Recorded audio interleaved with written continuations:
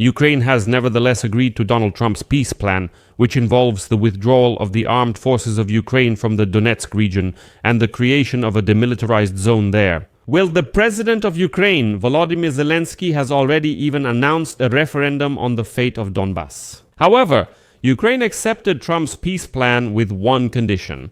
A free economic zone must be established in the Donetsk region, and Russian troops must never enter those territories from which the armed forces of Ukraine withdraw.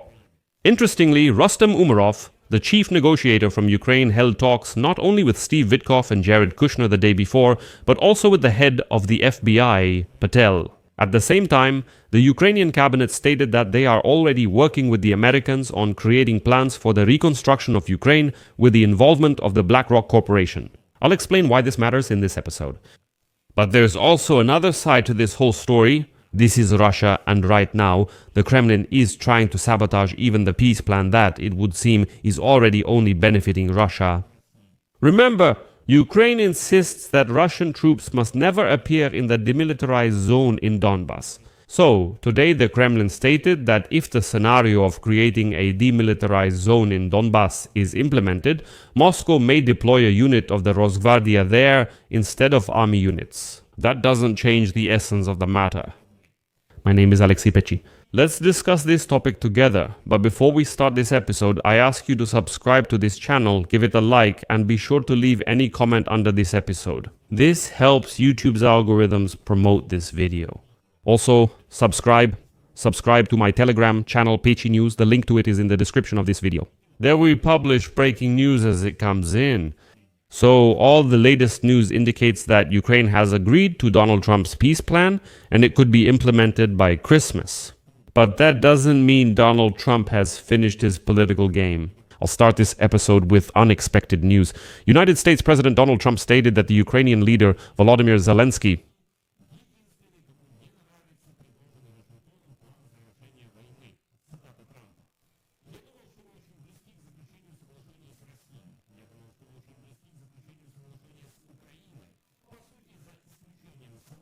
And so, according to Trump, the plan consists of, quote, 4 or 5 parts, but some things were left out during the negotiations. Trump emphasized that developing a peace agreement is not easy, since territorial issues have to be resolved. As he put it, the territories need to be divided between the parties.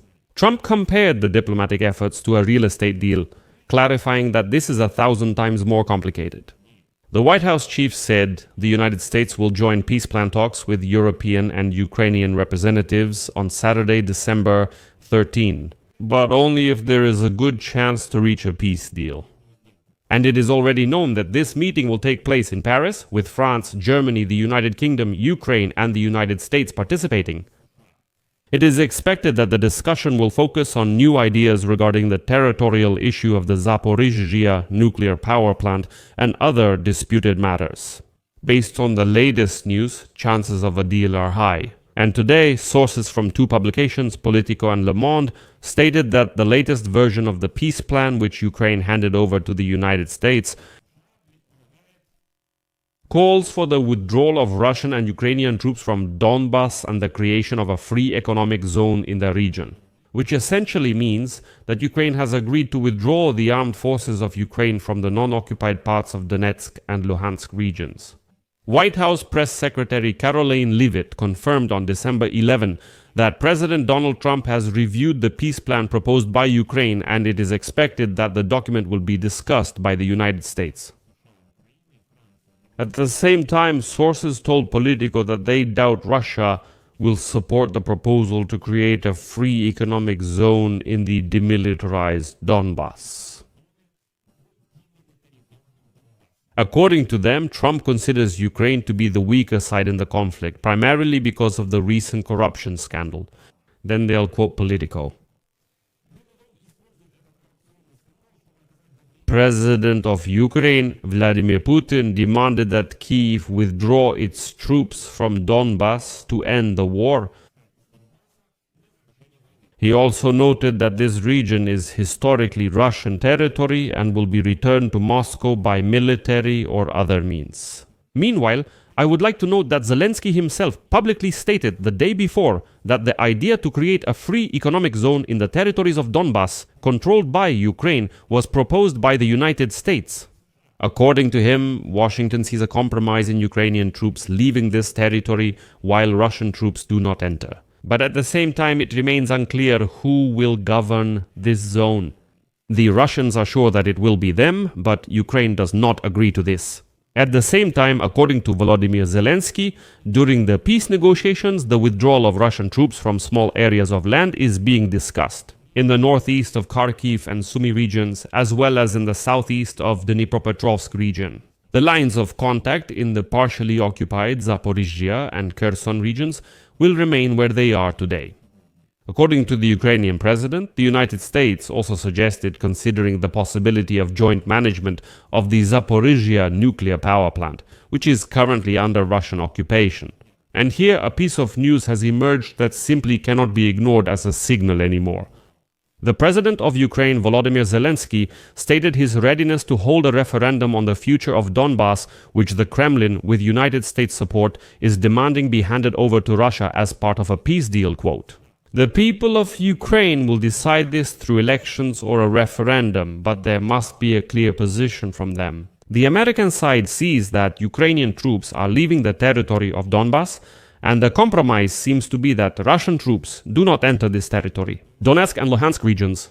They don't know who will govern this territory, which they are already calling a free economic zone or a demilitarized zone. And just recently, let me remind you, the leaders of Germany, France, and the United Kingdom had a phone conversation with Donald Trump regarding the peace deal. Well, according to the Wall Street Journal, the United States president told the Europeans that they should put pressure on Zelensky to accept the plan proposed by Washington, under which Kiev would agree to territorial concessions and limit the size of its armed forces. German Chancellor Friedrich Merz, after talking with Trump, said that the peace negotiations are primarily about the territorial concessions that Kiev is ready to make, meaning that nothing is being discussed about what Russia should concede. In addition, the provision regarding the size of the Ukrainian armed forces has been revised in the versions of the peace plan. If in the first version of 28 points, the Ukrainian army could not exceed 600,000 people, in the 800,000. Zelensky also commented on this, quote, "There were different numbers in the documents, by the way. Remember, in 2022, they wanted a limit of 40,000 or 50,000. As of today, the document contains the actual number of the current army, which has been agreed upon with the military, 800,000 soldiers. But it's important to note here that the Russians have already stated that they will take control of the territory of Donetsk region into their own hands. And even that part from which the armed forces of Ukraine are expected to withdraw, Moscow, if the scenario of creating a demilitarized zone in Donbas is implemented, may deploy a unit of the Russian National Guard there instead of army units, said Yuri Ushakov, assistant to the president of the Russian Federation and member of the negotiation group on Ukraine. Here is his quote. "Whatever the situation may be, this territory is the territory of the Russian Federation, and it will be under the control of our administrations." A ceasefire can only happen after the withdrawal of Ukrainian troops, and what will happen there afterwards? In my opinion, this can be discussed, because it's quite possible that there won't be either Russian or Ukrainian troops there directly. Yes, but there will be the Russian National Guard, our police, and everything necessary to maintain order and organize life. And so on. Ushakov again repeated that, supposedly, sooner or later the part of Donbas still under Ukrainian control will be joined to Russia, as he says, if not through negotiations, then by military means. Well, meanwhile, today Putin met with the president of Turkey, Recep Tayyip Erdogan. After that, Turkey's foreign minister Fidan called on Europe to put pressure on Zelensky and force the president of Ukraine to give up all of Donbas and recognize it as Russian. And just so there's no doubt that the deal, is already close to being finalized, let me give you one more piece of news. Today, Ukraine's Prime Minister Yulia Sviridenko stated that Ukraine is working intensively with the United States on an economic plan. BlackRock, one of the largest investment firms, is involved in the talks, and Vitkov and Kushner had negotiated with them before. And now, Sviridenko said that Ukrainian officials held an online meeting with the American president's son-in-law, Jared Kushner, Trump's special representative, Steve Witkoff, World Bank President Ajay Banga, and BlackRock Chief Executive Officer Larry Fink. Quote, "A joint working group has been created and its top priority is to develop an action plan as soon as possible. The economic plans are likely to succeed if the ironclad security guarantees mentioned by United States representatives at the meeting are enacted. And, if money issues are already being discussed, then the peace plan is probably really close to being finalized." I'll leave it at that. Share your opinions and conclusions in the comments below this episode, and be sure to subscribe to this YouTube channel if you found this episode interesting and got some useful information from it. You can support the work of this YouTube channel with your donation or a paid subscription using the links and details provided. In the description of this video, it says support the channel Alexei Pechi. Pick any format that works for you. I will be grateful for any support from you. That's all for now. Take care of yourselves. Goodbye, everyone.